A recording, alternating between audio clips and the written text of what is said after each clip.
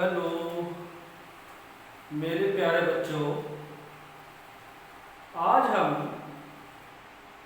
Applied chemistry में एक नए टॉपिक पर बात करेंगे जिसका नाम है कैलोरीफिक वैल्यू। ये इसको हिंदी में ऊष्मीय मान भी कहते हैं।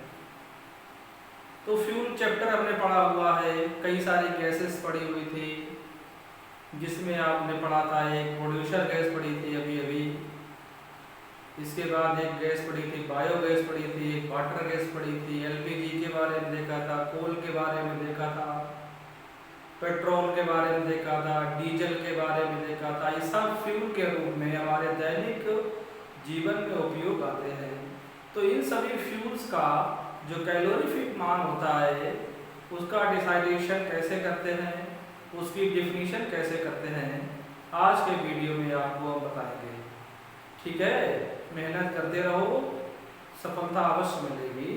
तो देखते हैं आज के टॉपिक में हम आपके कैलोरीफिक मान के बारे में। तो हम आपको बता रहे हैं कि कैलोरीफिक मान क्या होता है, इसको डिफाइन कैसे करते हैं।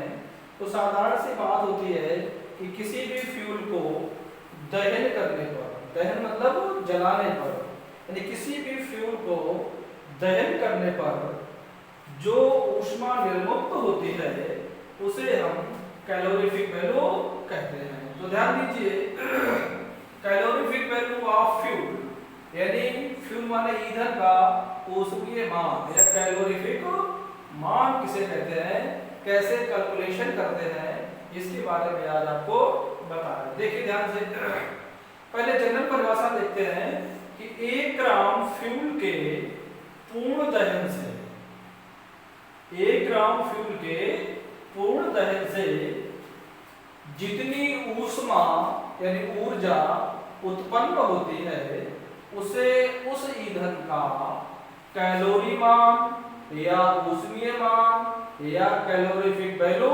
कहते हैं। ध्यान दीजिए, दहन का अर्थ होता है कि ऑक्सीजन की उपस्थिति में उस कंपाउंड को इतना जलाना होता है कि उसमें उपस्थित सभी एलिमेंट ऑक्साइड में परिवर्तित हो जाए। तो सॉलिड, आगे बात करते हैं, सॉलिड एंड लिक्विड फ्यूल के कैलोरीफिक मान ग्राम में कैलकुलेट किए जाते हैं। ध्यान देना है, सॉलिड और लिक्विड फ्यूल का कैलोरीफिक मान ग्राम में कैलकुलेट किया जाता है, जबकि गैसियस फ्यूल्स का कैलोरीफिक मान किलो कैलोरी प्रति घन मीटर में व्यक्त किया जाता है। तो ध्यान रखना है कि सॉलिड और लिक्विड फ्यूल का कैलोरीफिक मान ग्राम तथा गैसियस ईंधनों का कैलोरीफिक वैल्यू किलो कैलोरी घन मीटर में व्यक्त करते हैं।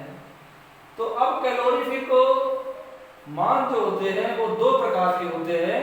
तो 2 प्रकार में कौन कौन से प्रकार है आपको बता रहे हैं। सबसे पहला प्रकार है हाई कैलोरीफिक वैल्यू।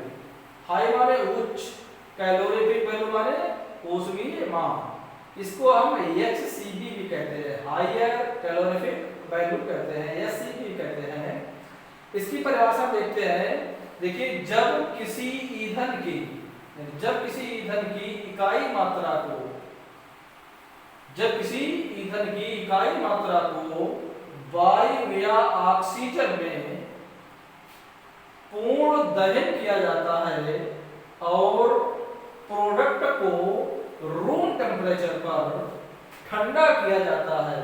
ध्यान देना है, जब किसी फ्यूल की यूनिट मात्रा को वायु या ऑक्सीजन में पूर्ण दहन किया जाता है और प्रोडक्ट को रूम टेम्परेचर पर ठंडा किया जाता है, तो इस दौरान उत्सर्जित कुल ऊष्मा को उस फ्यूल का HCV यानी हायर कैलोरीफिक वैल्यू कहते हैं।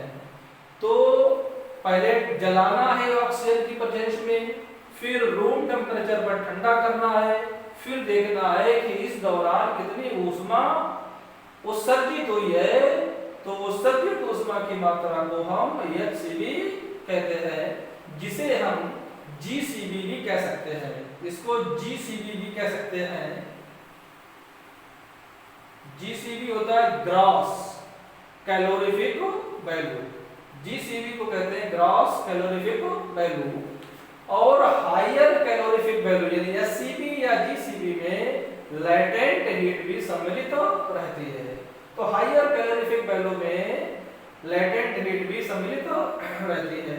अब नंबर 2 की बात करते हैं, लोअर कैलोरीफिक वैल्यू। लोअर माने निम्न, कैलोरीफिक वैल्यू माने ऊष्मीय मान। इसको हम LCV द्वारा रिप्रेजेंट कर सकते हैं। इसकी परिभाषा देखते हैं कि जब किसी फ्यूल की इकाई मात्रा को वायु या ऑक्सीजन की उपस्थिति में पूर्ण दहन किया जाता है तो उत्सर्जित ऊष्मा की मात्रा को LCV कहते हैं। तो जितना दहन किया गया है ऑक्सीजन की उपस्थिति में, तो जितनी ऊष्मा इस दौरान उत्सर्जित होती है उस ऊष्मा को LCV भी कहते हैं। LCV को NCV भी कह सकते हैं।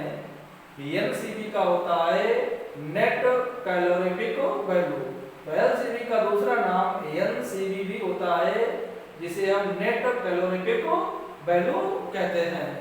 इसमें लेटेंट हीट सम्मिलित नहीं होती है, अर्थात SCV में लेटेंट हीट सम्मिलित होती है लेकिन LCV में लेटेंट हीट सम्मिलित नहीं होती है। अब हम इसका कैलकुलेशन कैसे कर सकते हैं इसके बारे में देखते हैं। दिया गया है LCV equal to HCV minus latent heat of water vapour. LCV equal to HCV minus latent heat of water vapour या LCV equal to HCV minus 0.09 into H percentage यानी हाइड्रोजन का परसेंटेज इंटू 587 किलो कैलोरी प्रति gram.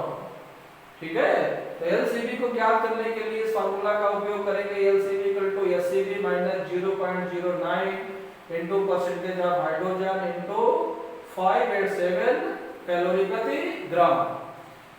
Then आप लोग theoretical calculation of calorific value. अगर हम theoretical calculation करना चाहते हैं कैलोरीफिक वैल्यू का, तो हम ड्यूलंग फार्मूला का उपयोग करते हैं। किसका उपयोग करते हैं? ड्यूलंग फार्मूला का उपयोग करते हैं। इसके लिए हम SCV का मान निकालते हैं। तो ध्यान देना, SCV इक्वल टू 1/100 फिर बड़ा ब्रैकेट 8080 इंटू C या कार्बन है ये प्लस 34500 इंटू H हाइड्रोजन है ये माइनस ऑक्सीजन अपॉन 8, ये ऑक्सीजन अपॉन 8 बंद कर दिया ब्रैकेट को प्लस 22400 इंटू 5 फिर बड़े ब्रैकेट को बंद करके आगे क्या लिखा है किलो कैलोरी प्रति ग्राम या कैलोरी प्रति ग्राम। तो इस फार्मूला का उपयोग करके इसे हम ड्यूलंग फार्मूला कहते हैं, SCV की गणना कर सकते हैं।